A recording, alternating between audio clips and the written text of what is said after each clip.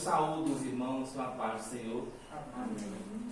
Hoje nossa aula de pneuma e paracletologia.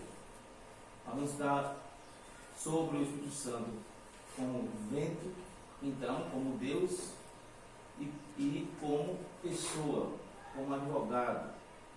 Então ele é Espírito, mas também é pessoa, porque a pessoa independe de ser corpórea. Para ser pessoa não precisa de corpo, precisa de Espírito. Então o Espírito Santo é uma pessoa sem corpo, porque ele é o Espírito de Deus, certo? É claro que também nós vamos ver que ele tem um corpo, então o corpo dele também é espiritual, é um corpo místico, é a igreja, é o todo, é todo o rebanho de Jesus no mundo, é o corpo do Espírito Santo, mas ele é basicamente Espírito, por isso também seu nome é Espírito Santo, porque a missão dele é santificar, por isso que é santo. Ele é o Espírito de Deus. E também, como pneuma, estudando como Deus, como vento, nós vamos ver a sua atuação, vendo que Deus é esta manifestação diferente, não mais em carne, mas em Espírito. E essa manifestação em Espírito também é uma pessoa, então paráclito, uma pessoa, um ajudador, um consolador, mas não deixa de ser uma pessoa, só porque é Espírito. É assim que nós vamos estudar essas duas matérias, a pneumatologia e a paracletologia. Então, é o Espírito Santo de Deus, como Deus em sua essência, como Espírito, como vento, e também como uma pessoa que pensa, que tem vontade, que tem intelecto, né, que tem mente, uma pessoa como nós conhecemos o que é uma pessoa. Não é essencial que sejamos capazes de definir exatamente o que seja o Espírito de verdade ou da verdade, que procede do Pai. Então ele sai do Pai, ele é enviado do Pai. Declara-se positivamente a respeito do Espírito Santo que em sua obra de guiar os homens a toda a verdade, não falar de si mesmo. Então esse é o ponto de conhecer o Espírito Santo. A sua atuação é não falar de si mesmo. Porque existe no tocante a personalidade, as operações e as manifestações do Espírito Santo, muitos erros de interpretação, é vital para a fé de todo crente cristão. Porque crente qualquer um pode ser, mas cristão já é diferente. Crente cristão, que o ensino bíblico a respeito do Espírito Santo seja visto em sua verdadeira luz e mantido em suas corretas proporções. Podemos reunir pontos da Escritura e dar um significado humano à natureza divina do Espírito Santo, para limitadamente compreendermos a natureza do Espírito Santo. Então, a gente pode entender e compreender o Espírito Santo usando vários pontos da Escritura, trazendo para a luz humana, a linguagem humana. Ainda que não fale muita coisa do que ele é em sua natureza, em sua essência, mas isso é pouco, mas conforta a nossa mente, aceitando quem ele é, segundo as Escrituras. Né? Então Deus é o Criador, o mantenedor, o sustentador.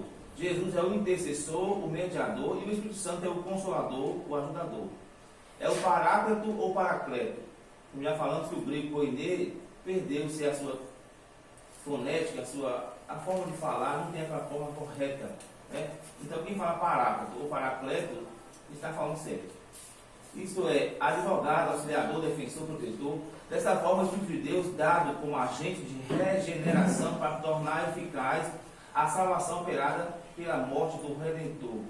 O Deus Espírito está constantemente buscando atrair a atenção dos homens para a grande oferta feita na cruz do Calvário, a fim de desvendar o amor ao mundo, o amor de Deus, e abrir as almas convictas às preciosidades das Escrituras. Então a Bíblia o apresenta como uma pessoa distinta do Pai e do Filho. Então o Espírito Santo, Deus é Espírito, essa é a essência de Deus. Como já falei na aula passada, Deus colocou a sua imagem no Filho. Essa imagem dele colocou carne nessa imagem, é Jesus. O Espírito Santo é Deus de novo, não é outra pessoa. É Deus de novo, nessa forma de Espírito, que vem comunicar a nós a redenção.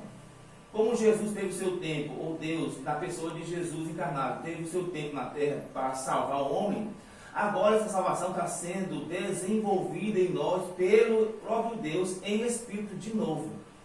Não mais em carne, mas em espírito. Então a obra de Cristo em Deus está espiritualizada em nós. Por isso que é possível ver Deus, entender Deus, ouvir Deus. Não parou no Calvário, não parou no tempo. Continua invadindo os tempos e os espaços, porque Deus espiritualizou o Evangelho, Deus espiritualizou a mensagem, Deus espiritualizou a encarnação. Jesus está em nós por causa do Espírito Santo. Então, aquilo que se fez carne, a pessoa de Deus que se fez carne, agora voltou a ser Espírito. E pode ser entendido e compreendido por causa da redenção, que Ele nos transforma, que Ele nos ensina, que Ele nos desenvolve em nós através desse Espírito Santo, que é Deus de novo. Certo? Como falamos aqui, o Espírito Santo, ele é Espírito, então pneuma, vento, sopro, vida. A vida de Deus, o Espírito de Deus, é como o Espírito de Deus. Só que é o Espírito de Deus, o Espírito Santo, o Espírito Divino. Ele também é uma pessoa, porque para ser pessoa não precisa de corpo. Não é necessário um corpo para que alguém seja uma pessoa. A pessoa é justamente o Espírito da pessoa, que é a pessoa. Nós somos mais Espírito do que carne. Porque nós somos carne para viver neste tempo terreno. Mas vamos receber um Espírito vivificante e vamos receber um corpo glorioso para viver no mundo espiritual, porque esse corpo aqui não serve para o outro mundo que nós vamos viver, que é chamado de tempo eterno, eternidade. Então o Espírito Santo é também uma pessoa, não que seja outra pessoa, mas sendo o próprio Deus em Espírito, que se revela agora, não em carne, mas em Espírito. Mas ele é também uma pessoa, porque ele é Espírito, mas tem todas as as formas vitais de uma pessoa. O Espírito Santo no período pré-pentecostal. O Espírito Santo não aparece na história só no dia do Pentecoste. O Espírito Santo já pré-existia e sempre esteve em atividade. Porque a gente parece que só vê o Espírito Santo no dia do Pentecoste. Ele aparece ali no Pentecoste, mas ele já estava lá com Deus e em Deus e é Deus. Porque é a essência de Deus, Espírito. Certo? Por isso o período que antecedeu ao dia do Pentecoste não foi a época de sua atividade especial. O período do Antigo Testamento foi de preparação e espera. Todo o tempo do Antigo Testamento foi um tempo de preparação para você e eu entendermos quem era Deus em Espírito.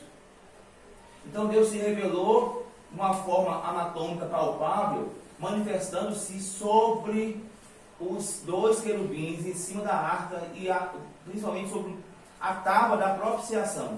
Ali estava Deus. Quem queria ver Deus sabia que Deus estava ali dentro daquela arca, representado naqueles dois vasos, nos ramos de oliveira que floresceu, as varas de oliveira que floresceu, que dentro da arca, no pote de maná que foi derramado no deserto, que estava ali dentro, e nas tábuas do testemunho, que é a tábua da lei, 10 mandamentos estavam ali dentro. E entre os dois querubins, Deus descia na forma de fumaça, em cima do tabernáculo, fabricado com couro de animais. Aquilo ali era o tabernáculo. Então ali era Deus localizado. O corpo de Deus era a arca. Entre aspas, o corpo de Deus era a arca. Até que Deus tornou um corpo de carne no tempo do Novo Testamento. O corpo de Deus é Jesus. E agora Jesus ressuscita, morre, ressuscita e sobe aos céus. E agora desce de novo em Espírito. Então sempre os três, Deus Pai, Deus Espírito, Deus Filho encarnado e Deus Espírito Santo, sempre estiveram juntos, porque eles não se separam. É impossível Deus se separar ou dividir-se em si mesmo. Então eles sempre estiveram juntos, mas houve tempos em que eles trabalharam de forma específica. Agora é o tempo do Espírito Santo. Ele é conhecido esse tempo como o Espírito de Cristo, porque ele revela Cristo, ele interpreta Cristo, ele não fala de si mesmo. Porque ele não é mais um, não é uma pessoa diferente da divindade. Ele é Deus de novo em essência, como Deus sempre foi e é. Como ele queria ter contato conosco em carne, ele se fez carne. Mas agora ele não está mais aqui em carne, então ele espiritualizou a carne que deu ao seu Filho. Então é Deus de novo, é Jesus de novo e é Deus de novo. O Espírito Santo é o Espírito de Deus, é a vida de Deus, é Deus em essência, em Espírito, falando conosco em nosso espírito, porque foi revivificado o nosso espírito. Agora Deus pode falar conosco. Nosso espírito foi renovado, foi revivificado. A carne continua a mesma, mas o espírito foi mudado. Agora Deus vem e fala conosco. Como ele não podia falar conosco na carne, porque nossa carne estava amaldiçoada, ela estava condenada, então ele veio e se fez carne. Aí agora ele matou o pecado, o nosso pecado na carne, então agora ele revivificou o espírito, né? Ele vivificou, quer dizer, nosso espírito. Então ele vem agora em espírito e fala conosco. Por isso a Bíblia diz: o Espírito de Deus testifica com o nosso espírito que somos filhos de Deus. Então o Espírito Santo, quem é? É Deus de novo. Não é uma outra pessoa diferente de Deus. É Deus agora se manifestando como Ele é em essência, em espírito.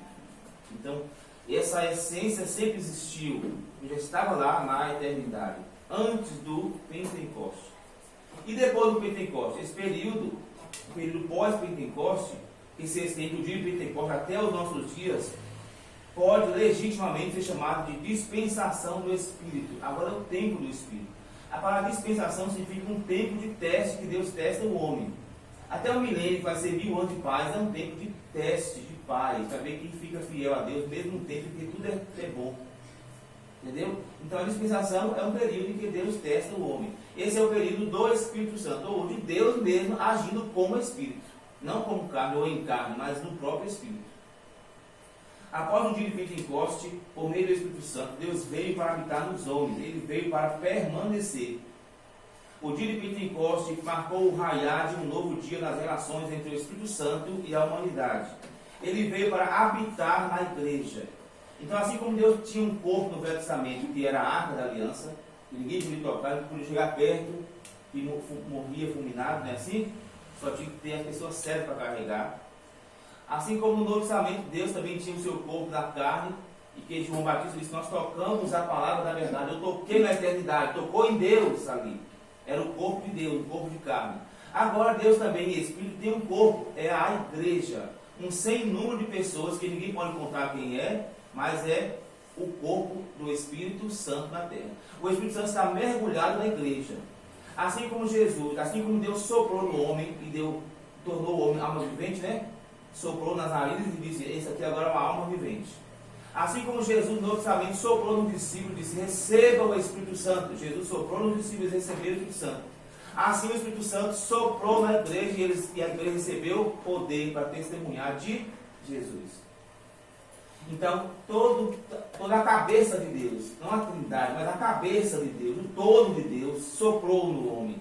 Soprou para gerar, para fazer, soprou para receber Deus, o Espírito Santo, e soprou para testemunhar de Deus no seu Filho. Então veja que Deus, a cabeça toda de Deus, o pensamento todo de Deus, a essência toda de Deus está aí, nunca se separou. Apenas se revelou em graus diferentes, até que a gente consiga entender toda a cabeça, a mente de Deus. Certo? Então, a igreja, o verdadeiro corpo de Cristo, habitado pelo Espírito Santo de Deus, é tão indestrutível como o trono de Deus. Então, o trono de Deus é Deus. Quem vê o trono de Deus, vê Deus. Quando João, o evangelista, diz que eu vi o trono de Deus, ele está vendo Deus. Ele ainda não podia ver literalmente a pessoa de Deus. Deus está encarnado em Jesus. Esse corpo agora está espiritualizado. É o sem número de pessoas espalhadas no mundo. O corpo que Jesus tem sentado no trono, como homem tem um lugar, como homem ele está localizado, como Deus não tem lugar na eternidade, porque ele é espírito. Mas como homem ele tem um local, e é chamado de à direita, um outro lado. É como que Deus está de um lado e Jesus está no outro. Mas, na verdade não existe lados, direita nem esquerda, porque ele é espírito, Deus é um só. E Jesus é Deus, está com Deus e está em Deus, no seio do Pai. E dentro desse mistério está envolvido e unido pelo Espírito Santo de Deus. Porque o Espírito Santo não é mais um, é Deus de novo. Neles, que une Pai ao Filho e o Filho ao Pai. E nesse sentido, Jesus está ali sentado com um corpo místico. O corpo de Jesus no céu agora, sentado no trono, é o corpo de nações, tribos, línguas que ele comprou com o seu sangue. Esse é o corpo de Jesus. É um corpo de mistério, é um corpo de glória. É um corpo de nações. E só entende isso o homem espiritual. O homem natural não tem como entender essas coisas. Por isso a Bíblia diz: nós já estamos assentados com Jesus nas regiões celestiais. Nós já estamos com Ele. Onde é que nós estamos sentados com Ele? No trono onde Ele está sentado. Por quê? Porque Ele comprou para si tribos, nações e povos e tal. Então nós estamos nele. Mas como é possível isso? Isso através do Espírito Santo. É o Espírito Santo que torna possível esse corpo que se materializa, mas ao mesmo tempo é um corpo espiritual e glorioso, sentado no trono, e chamado à direita, ainda que não tenha um trono com duas vagas no céu. É um trono com uma vaga só, porque Deus é um. Mas na linguagem humana a gente precisa trazer de volta sempre a nossa linguagem para a gente entender esse Deus que é poderoso e é mistério. Certo? Então, para a gente falar mais do Espírito Santo, falar do Espírito Santo é falar de Jesus e falar de Deus, né? O mistério de Jesus é a sua igreja. E o mistério de Deus é Cristo. Deus tem um mistério. Para a gente entender o mistério de Deus, tem que entender Jesus. E para a gente entender Jesus, tem que entender a igreja. A igreja é o mistério de Jesus. E Deus, o seu mistério é Cristo. Vamos falar então das sétuplas faces do Espírito Santo. Então veja que